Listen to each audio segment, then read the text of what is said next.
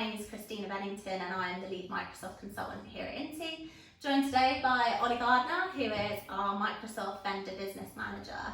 Today we're going to be talking about NCE, or the new commerce experience.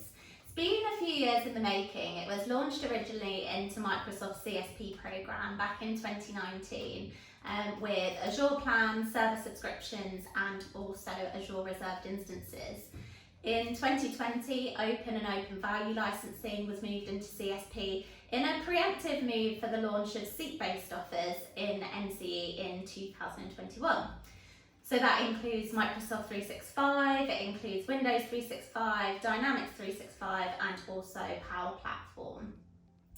And the reasons behind this really is to simplify the licensing programs and consolidate them down into 3 ways to buy: CSP, EA and also WebDirect, making it easier for you to meet the needs of your customers and also reducing the complexity of the sales process.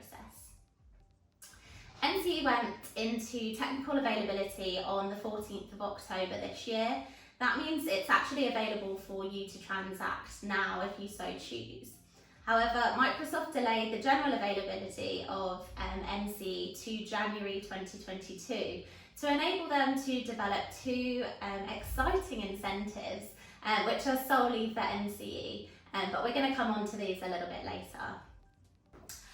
After general availability in early 2022, the next key date is the 1st of March 2022, and it's from that date that any new subscriptions will need to be put through NCE and won't be available through the traditional CSP program or legacy, as we'll now call it. Those eagle-eyed viewers amongst you will notice that this is also the date that Microsoft are going to introduce a price rise for 6 Microsoft 365 and Office 365 SKUs. After that, the next date of interest will be October 2022, which is when incentives for Legacy Plan will be completely removed. So the only way that you'll be able to earn incentives is if you are purchasing through NCE moving forwards. Finally, in February 2023, which seems a long way away, but I think it'll come around quite quickly, is the date when any outstanding subscriptions on legacy CSP will be forced to be migrated to NCE. So Ollie, as our vendor business manager, you have been key in unpacking and understanding the changes that are coming directly from Microsoft. Can you give us a little bit more information around what these changes are? Sure. So the first thing we should probably talk about is the changes coming to subscription terms. So currently you can pay monthly or annually through CSP. However, with the new commerce experience, there's going to be 3 different subscription term lengths: monthly, 1 year and 3-year subscriptions. However, it is worth noting that if you take out a monthly subscription, that you'll be subject to a 20% price premium. Additionally, there are going to be 3 ways that you can pay for those subscriptions: either upfront, monthly or annually. Now, as I'm sure a lot of you have heard, probably the biggest call out from the changes is the enforcement of Microsoft's cancellation policy. Essentially, this means that you will have 72 hours from the point of ordering to cancel any subscription.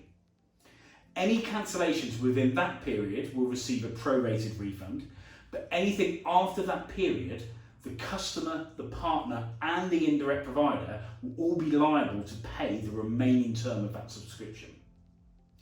Another thing to think about is flexing and upgrades and downgrading of licenses.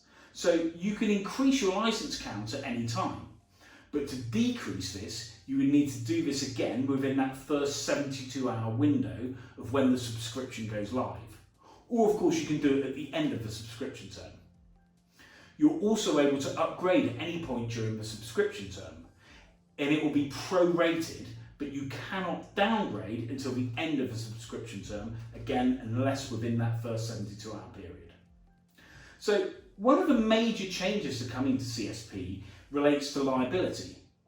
Now, if a customer stops paying, say they go out of business, the reseller or the partner and the indirect provider, INTI, are liable for any remaining costs of their subscription. So that's quite a big fundamental change that, again, partners are going to have to start thinking about. Now, with all of these changes coming, surely this does though present a big opportunity to partners, Kristina. Definitely. I would hazard a guess that the one that most partners would be keen on is the promotional offers that are coming in January. So Microsoft are offering 2 time-bound promotions to accelerate the adoption of partners moving subscriptions into NCE. There's one for annual and there's also one for monthly. The annual one gets you 5% off the CSP price list, and for the monthly promotion, they're essentially just taking away the 20% premium that you'll see through NCE. That's good, and I think that those incentives will be really quite attractive for partners. There's also the opportunity though, from a partner level, to foster deeper relationships with customers. So if we think about things, NCE allows you to commit your customers to longer term subscriptions.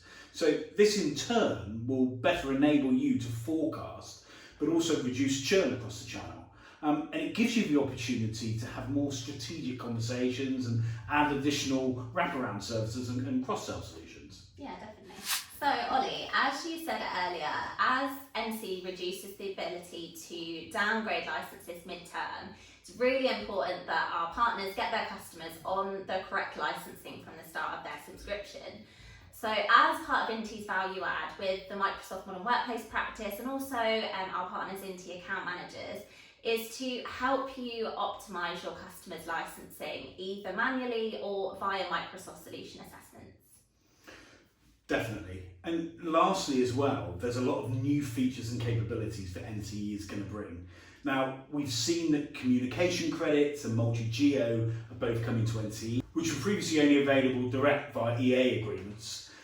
There's also been talk of things like hybrid use benefits and home use program coming with NCE as well. So do stay tuned for any updates on that. All through this is a big change, probably the biggest change since CSP actually launched. It does offer a great opportunity, as you mentioned, Kristina, for our partners to really expand their Microsoft Cloud business.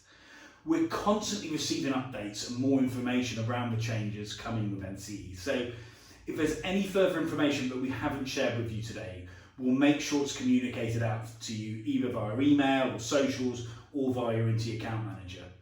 But if you have any immediate questions, please do get in touch today. Speak to our Modern Workplace practice or your NCE account manager, and they will be able to provide you as much information as possible around NCE and how the changes will impact you as a partner and your customers.